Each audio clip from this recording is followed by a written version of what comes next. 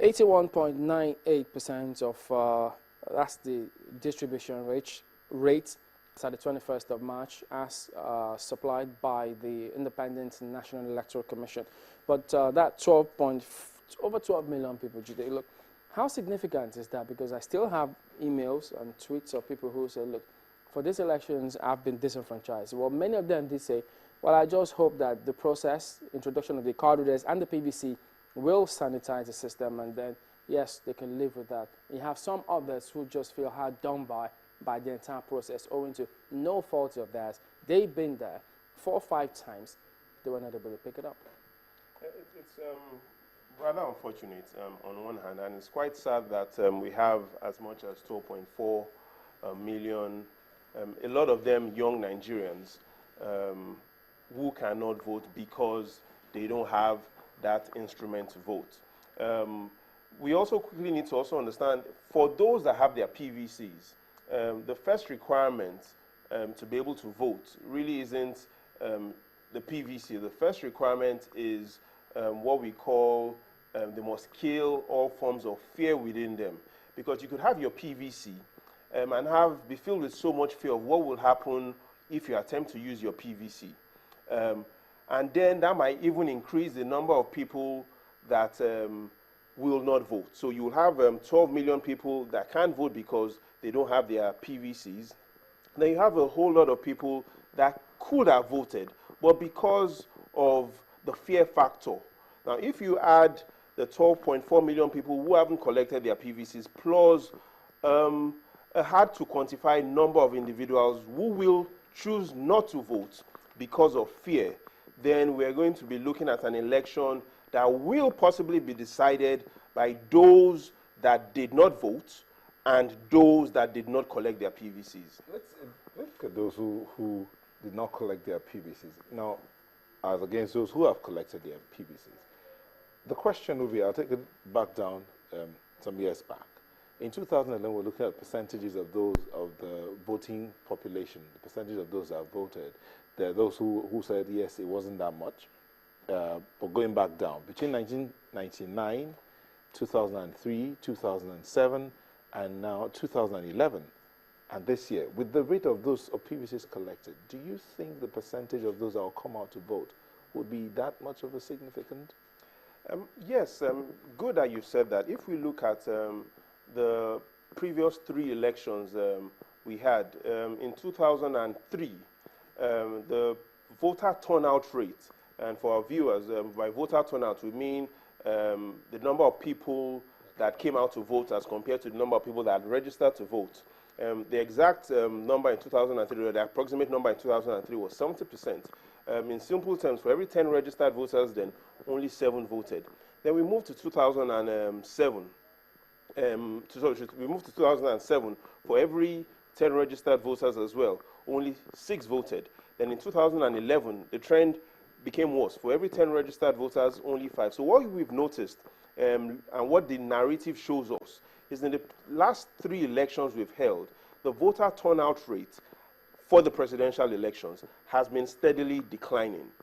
If you're going to follow that trend of 70%, 60%, 50%, and looking at the voter, looking at the number of people that haven't collected their PVCs, and you combine that with whatever number you feel will not vote, even though they've collected their PVCs, we possibly might be going for an election where only 4 out of 10 registered voters. So we have a total number of registered voters at the moment of about 68 million people. Going by historical trends, possibly what we will find tomorrow might be very dangerous, and that is only 4 out of 10 potential voters will come out to vote.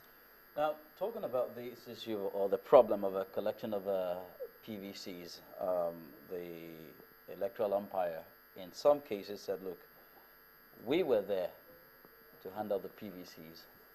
The owners of the PVCs simply refused to turn up until maybe it was rather late. Then everybody started rushing this fire brigade approach, and then the deadline caught up with them.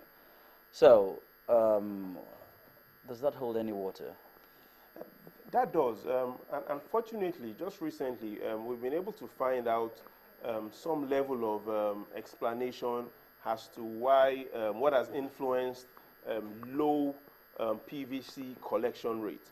And we find a very strong correlation between states that have high PVC collection rates and states that have high unemployment rates. We also find a strong correlation between states that have low PVC collection rates and states that have lower employment rates. So relatively, what the narrative makes us to believe is that possibly because a lot of these youths are unemployed in some of these states, they find more time available to them to go pick up their PVCs.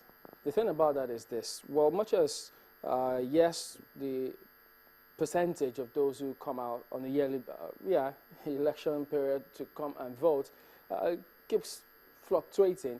But, you know, all of these chaps who have gone out there who did not get the permanent voter cards, and for some of them who have said, well, as long as the process is free and square, no problem, go ahead. We will just watch from the sidelines. In terms of the kind of challenges that they will face on that day, where people will come out with their original permanent voter cards, perhaps if they face that situation where the card reader will not be able to authenticate their thumbprint or fingerprint, and then they face that tension wherein if it happens to be, because when they conducted that test, the card reader test, there were a lot of people up north who were not able to get their thumbprints right. Do you think that on that day, perhaps the commission is prepared to handle the tempers that may possibly flare on the day? Because of the high level of optimism that the commission has showed, especially within the last 6 weeks, regarding how prepared they've been for the election, it makes me more comfortable. Emphasis on a bit more comfortable that they will be prepared to handle a bit of that tension. Quite clearly, when the commission did the smart card reader test, they did it across 12 states, 6 northern states and 6 states in southern Nigeria. The results show that only 45% of those smart card readers that were tested in the northern part of Nigeria were successful. That clearly means more smart card readers failed the test. And we're hoping that that doesn't happen tomorrow. If it does happen, we're also hoping that the commission is more prepared. That may also mean that we probably wouldn't get the final results of the elections until potentially Sunday or Monday. Let's just clarify something here. The 45% failure rate, is it in the authentication of the pictures or the fingerprints? Authentication of the fingerprints, and it's actually 45% success rate, which means there were more failures than successes. Well, talking about something you mentioned earlier, the fear factor that would probably prevent some people from coming out to vote. I think we need a little bit more of explanation on that. Fear factor, I mean, a simple matter of just going there to cast your ballot. So where does the fear arise in this case? We have the fear of, clearly with fear comes the fear of being intimidated, the fear of being harassed, the fear of violence, the fear as well that your votes will not count, the fear of rigging. So we have a multiple faceted approach to fear. And what you will find out is that at the moment we have 56 million PVCs collected. And what we are saying is we, from this moment, need to keep pushing the message that the election shouldn't, the results shouldn't be determined because some individuals had that fear in them, because individuals chose not to come out, not because they didn't want to, but because of fear. I was looking at the breakdown of PVC collection. I noticed that some states, apparently some states as at February 17th, had it all sorted out. States like Yobe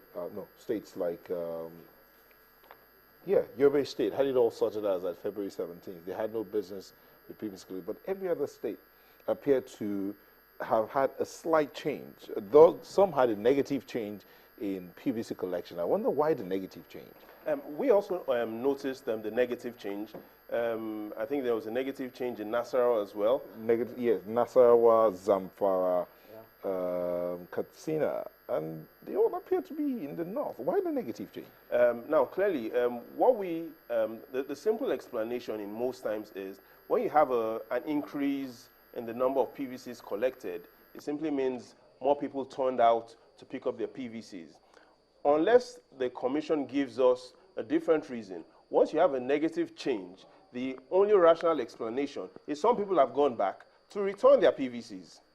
Well, now, so for what reason? Error or? It could be error, but we can only speculate here. The commission needs to clearly come out to explain why, at some point in time, the PVC figures are declining. The only rational explanation when you see PVCs declining is that people are returning their PVCs. We could also speculate that the commission made a mistake in the initial figures it released for the number of PVCs those states are collected. But at the moment, we do not have a clear statement from the commission as to what has happened, and the only reason we can give for that is logical is PVCs had been returned in those states.